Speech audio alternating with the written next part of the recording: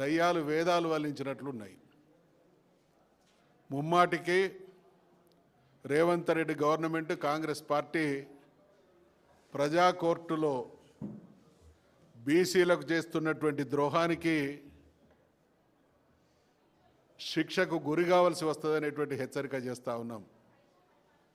మహేష్ కుమార్ గౌడ్ గారు PCC president, ఆయనకు ఇచ్చినటువంటి హోదాకు ఆ పార్టీకి కృతజ్ఞుడిగా ఉండడంలో ఎలాంటి అభ్యంతరం లేదు. కానీ ఎదుటి వాళ్ళ మీద నీలాప నిందలు వేసి పబ్బం గడుపుకునేటువంటి మాటల్ని మాత్రం తీవ్రంగా ఖండిస్తూ ఉన్నాం.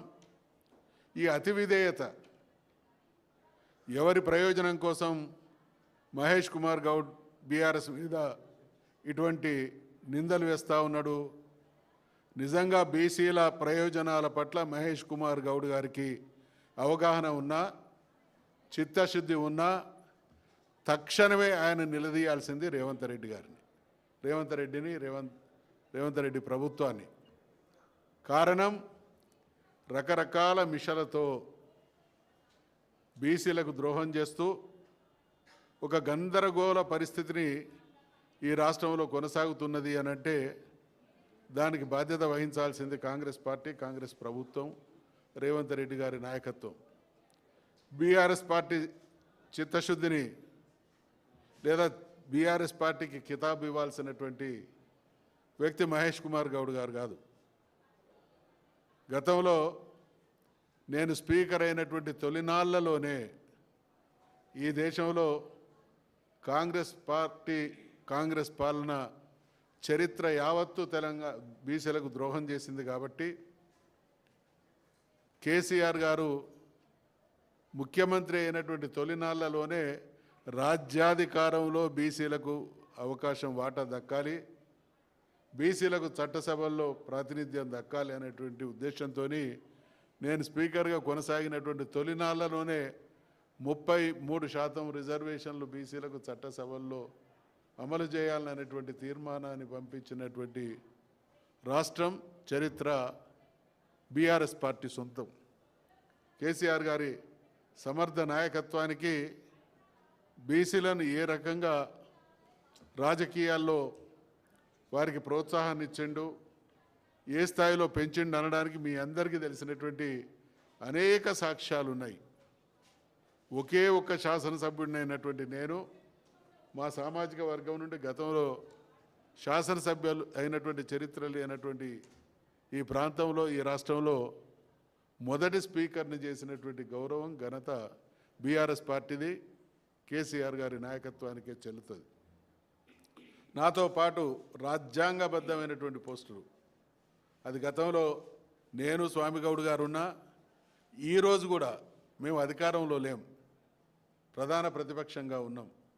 మాకు క్యాబినెట్ ర్యాంక్ ఉన్నటువంటి స్థానాలు బీఆర్ఎస్ పార్టీకి 3 ఉన్నాయి. ఒకటి కేసీఆర్ గారు అయితే, మరోటి బీసీ సామాజిక వర్గానికి చెందినటువంటి బండ ప్రకాష్ గారు, మరొక ఆయన మధుసూదన్ ఆచారి. 3 2. నిన్నగాక మొన్న ఒక కౌన్సిల్ సభ్యత్వానికి అవకాశం వస్తే దాసోజు శ్రవణ్ గారికి ఇచ్చినటువంటి ఘనత. రాజ్యసభలో అత్యధిక స్థానాల్లో బీసీలకు అవకాశం కలిగించినటువంటి స్థితి. సంక్షేమ కార్యక్రమాల్లో అత్యధిక వాటా బీసీలకు దక్కడానికి కారణం వారు తీసుకున్నటువంటి, వారు ఆలోచించినటువంటి, అమలు చేసినటువంటి ప్రతి స్కీమ్ యొక్క అంతరార్థం ఈ సమాజంలో ఉన్నటువంటి మెజారిటీ ప్రజలకు న్యాయం జరగాలనేదే. ఇక కామారెడ్డి డిక్లరేషన్ ప్రకటించి ఎన్నికలు జరిగినటువంటి దరిమిల అధికారంలోకి వచ్చినటువంటి కాంగ్రెస్ ప్రభుత్వం బీసీల అంశాలని అటకెక్కించినటువంటి క్రమంలో, కొన్ని కుల సంఘాల వాళ్ళు దాన్ని ఎత్తుకున్నటువంటి క్రమంలో అసలు చట్టసభల్లో కానీ లేదా స్థానిక సంస్థల్లో రిజర్వేషన్లు అనేటువంటి విషయంలో స్టడీ కోసం మమ్మల్ని చెన్నైకి పంపడం జరిగింది. చాలా కష్టపడి అక్కడ రేవంత్ రెడ్డి గారు చేసినటువంటి కుట్ర ఏంటంటే, ఏ డెలిగేషన్ అయితే హైదరాబాద్ నుండి బీఆర్ఎస్ పార్టీ తరఫున చెన్నై పోవడం జరిగిందో, మేము చెన్నై చేరిన మరుక్షణం నుంచే కుట్రలు మొదలైనవి. మాకు ఆ ప్రభుత్వం సహకరించకుండా అక్కడుండేటువంటి అధికార వర్గం సహకరించకుండా అనేక కుట్రలకు ఈ పోయినటువంటి డెలిగేషన్ నిరాశ నిస్పృహలతో తిరిగి వస్తుంది. వీళ్ళు సమాచారం తీసుకొని రారు.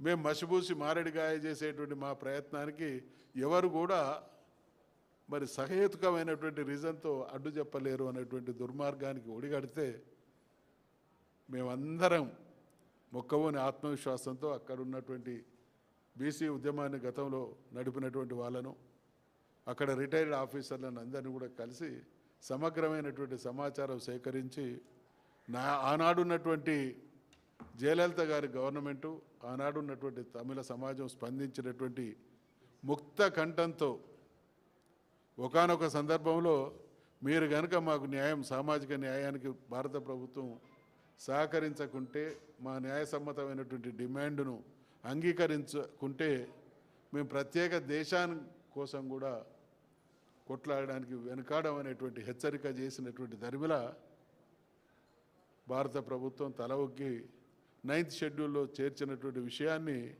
మేము అనేక సందర్భాల్లో ఈ రాష్ట్రంలో మేము పార్టీల పరంగా మాట్లాడినా, శాసనసభ శాసన మండలి వేదికగా మాట్లాడినా ప్రతిసారి మేము ఉటంకించినటువంటి విషయం తమిళనాడు తరహాలో మనం ఒక అద్భుతమైనటువంటి ఉద్యమాన్ని, ఒక అద్భుతమైనటువంటి శక్తిగా యూనిటీని తీసుకొచ్చి కేంద్రం మెడలు వంచి దాన్ని సాకారం చేస్తామని అన్నాం. దాన్ని పూర్తిగా మేము చేసినటువంటి ఇవాళ మహేష్ కుమార్ గౌడ్ గారిని ప్రశ్నిస్తూ ఉన్నాం. చట్టసభల్లో రిజర్వేషన్లు 33% కల్పించబడాలనేటువంటి తీర్మానం చేయడం ద్రోహమా? కేసీఆర్ గారు కేంద్ర మంత్రిగా ఉన్నటువంటి రోజుల్లో బీసీ సంఘాల నాయకులను ప్రధానమంత్రి దగ్గరికి తీసుకుపోయి కులగణన చేయాలి, బీసీ మంత్రిత్వ శాఖ ఏర్పాటు చేయాలి, వారి జనాభాకు అనుగుణమైనటువంటి బడ్జెట్ కేటాయింపు జరగాలి, ఈ దేశంలో మెజార్టీగా ఉన్నటువంటి బీసీలకు న్యాయం జరగకపోతే చరిత్ర క్షమించదు అనేటువంటి విషయాన్ని ఆనాటి నుండి ఈనాటి వరకు మరి సందర్భం వచ్చినటువంటి ప్రతిసారి ప్రభుత్వాల దృష్టికి తీసుకొస్తూ ఒక రకంగా విజ్ఞప్తిగా హెచ్చరిక చేస్తున్నటువంటి దాన్ని తప్ప, లేదా మొన్న మీరు శాసన మండలిలో శాసనసభల్లో బిల్లును తీసుకొచ్చినప్పుడు శషబిషలు లేకుండా, ఎలాంటి షరతులు లేకుండా దాన్ని స్వాగతించి ఆమోదించడంలో మీ అందరికీ తెలుసు, శాసనసభలో ప్రధాన ప్రతిపక్షంగా బీఆర్ఎస్ పార్టీ ఉంటే శాసన మండలిలో సంఖ్యాపరంగా మెజార్టీ ఉన్నటువంటి పార్టీ బీఆర్ఎస్కి సంబంధించినటువంటి ఎమ్మెల్సీలో.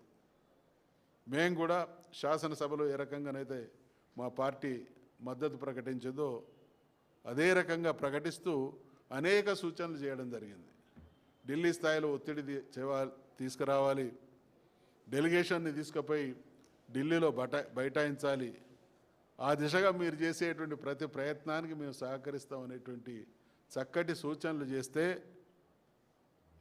దాన్ని అమలు పరచకపోవడం మేం చేసినటువంటి ద్రోహమా, లేకపోతే మీరు చేస్తున్నటువంటి ద్రోహమా? మీరు ద్రోహులు కాబట్టి. ఎటువంటి ద్రోహులు అనంటే మద్దతు ఇచ్చినటువంటి పార్టీల ప్రమేయం లేకుండా ఢిల్లీకి వెళ్ళి తూతూ మంత్రంగా ఆడ ధర్నా చేసి, ఎందుకంటే వీళ్ళు మేము మద్దతు ప్రకటించినటువంటి పార్టీల ప్రతినిధులు కనుక వారితో పాటు ఢిల్లీకి తీసుకుపోతే వాళ్ళ ద్రోహం అప్పటికప్పుడే ఎక్కడిదక్కడ ఎండగడతాం కాబట్టి మేము ప్రశ్నిస్తాం కదా. వాళ్ళు వెళ్ళినటువంటి చేసినటువంటి ధర్నా కనుక మమ్మల్ని తీసుకుపోయి ఉంటే మీ రాహుల్ గాంధీ గారి అడ్రస్ ఎక్కడా అని ప్రశ్నించేవాళ్ళం. మనం రాష్ట్రపతి గారిని కలుద్దాం, ఒత్తిడి తెద్దాం అని గుర్తు చేసేవాళ్ళం. ప్రధానమంత్రి గారి సహకారంతో మాత్రమే ఇది సాధ్యమవుతుంది కాబట్టి అన్ని పార్టీలుగా ప్రధానమంత్రి గారి అపాయింట్మెంట్ తీసుకుందామని చెప్పేవాళ్ళం. వాళ్ళలాగా ఈ ప్రేలాపనలు, ఢిల్లీకి పోయి వాళ్ళు చేసిన ప్రేలాపన ఏంది? రాహుల్ గాంధీ ప్రధానమంత్రి కావాలి, అప్పుడు దీనికి చట్టబద్ధత రావాలి. మేము మళ్ళీ వారు చెప్పిన మాటలనే వారికి ప్రశ్నిస్తూ ఉన్నాం. మీరేమని మాట ఇచ్చిండ్రు? 42% రిజర్వేషన్లకు చట్టబద్ధతను 6 నెలల్లో తీసుకొస్తామనేటువంటి హామీ ఇచ్చి ఎన్నికల్లోకి పోయి అధికారంలోకి రావడం జరిగింది. 42% చట్టబద్ధత పార్లమెంటు ద్వారా అవుతుంది, రాష్ట్రపతి ద్వారా అవుతుంది, ప్రధానమంత్రి ద్వారా అవుతుంది తప్ప ఈ జీవోలతోనవుతుందా? ఇక్కడ జరిగేటువంటి తతంగాలంతా బీసీ సమాజాన్ని మభ్యపెట్టడానికి రేవంత్ రెడ్డి ప్రభుత్వం ఆడుతున్నటువంటి నయా నాటకాల ఫలితమే ఈరోజు కోర్టుల ద్వారా ఎదురవుతున్నటువంటి ఎదురుదెబ్బలు.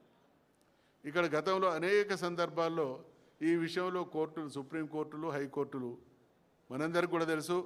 గతంలో బీఆర్ఎస్ ప్రభుత్వం రాష్ట్రంలో ఉన్నప్పుడు మేము చేసినటువంటి రిజర్వేషన్ల ప్రతిపాదనను ఇదే కోర్టు అభ్యంతరం చెప్పింది, కొట్టేసింది, సాధ్యం కాదన్నది. మళ్ళీ అదే కోర్టుకు పోవడం, సుప్రీంకోర్టు డైరెక్షన్ల ప్రకారమే హైకోర్టులు పనిచేస్తాయి. సుప్రీంకోర్టులు అనేక సందర్భాల్లో ఇచ్చినటువంటి తీర్పుల సారాంశం అందరికీ కూడా తెలుసు. 50% దాటకూడదు అనేది సుప్రీంకోర్టులు ఇచ్చినటువంటి జడ్జిమెంట్ల సారాంశము. దీని నుండి బయటపడాలి అనంటే ముమ్మాటికి రాజ్యాంగ సవరణ ద్వారానే, రాజ్యాంగం ద్వారా మాత్రమే సాధ్యమవుతుంది. కాబట్టి ఇవాళ అటువంటి చిత్తశుద్ధి కాంగ్రెస్ పార్టీకి లేదనేది స్పష్టమైపోయింది. బీఆర్ఎస్ పార్టీ విధానం రాజ్యాంగ సవరణ ద్వారా మాత్రమే. మా మిత్రులు కొందరు నిన్నటిదాకా నమ్మిళ్ళు ఈ జీవో ద్వారా అవుతుంది, కోర్టు ద్వారా అవుతుంది, అవన్నీ కూడా పటాపంచలు అయిపోయినాయి. ఇవాళ ఏ విధానాన్ని, ఏ నినాదాన్ని మొదటి నుంచి బీఆర్ఎస్ పార్టీ చెప్తున్నదో అన్ని సంఘాలు కూడా ఆ వైపుగా పయనిస్తున్నాయి. కాబట్టి 9వ తారీఖు నాడు, ఈ 18వ తారీఖున జరగనున్నటువంటి బంద్ విషయంలో మా పార్టీ వైఖరిని మా వర్కింగ్ ప్రెసిడెంట్ గారైనటువంటి కేటీఆర్ గారు స్పష్టం చేయడం జరిగింది. బీఆర్ఎస్ పార్టీ మద్దతు ఇస్తున్నది. మేము ఈ సందర్భంగా కాంగ్రెస్ పార్టీకి సంబంధించినటువంటి నాయకులకు, అదేవిధంగా బీఆర్ఎస్ పార్టీని విమర్శించేటువంటి వారందరికీ కూడా హెచ్చరిక చేస్తూ ఉన్నాం. ఈ రాజ్యాధికారంలో అది కింది స్థాయి నుంచి పై స్థాయి వరకు బీసీల వాటా విషయంలో అత్యంత స్పష్టమైనటువంటి వైఖరి ఉన్నటువంటి మొదటి పార్టీ బీఆర్ఎస్ పార్టీ, మా నాయకుడైనటువంటి కేసీఆర్ గారు. కాబట్టి మా మీద ఎవరైనా వాళ్ళే తప్పులు చేస్తూ, వాళ్ళే ద్రోహానికి పాల్పడుతూ మమ్మల్ని దోషిగా నిలబెట్టేటువంటి ప్రయత్నం చేస్తే ప్రజాక్షేత్రంలో చీల్చి చెండాడతామనేటువంటి విషయాన్ని హెచ్చరిస్తూ సెలవు తీసుకుంటాం.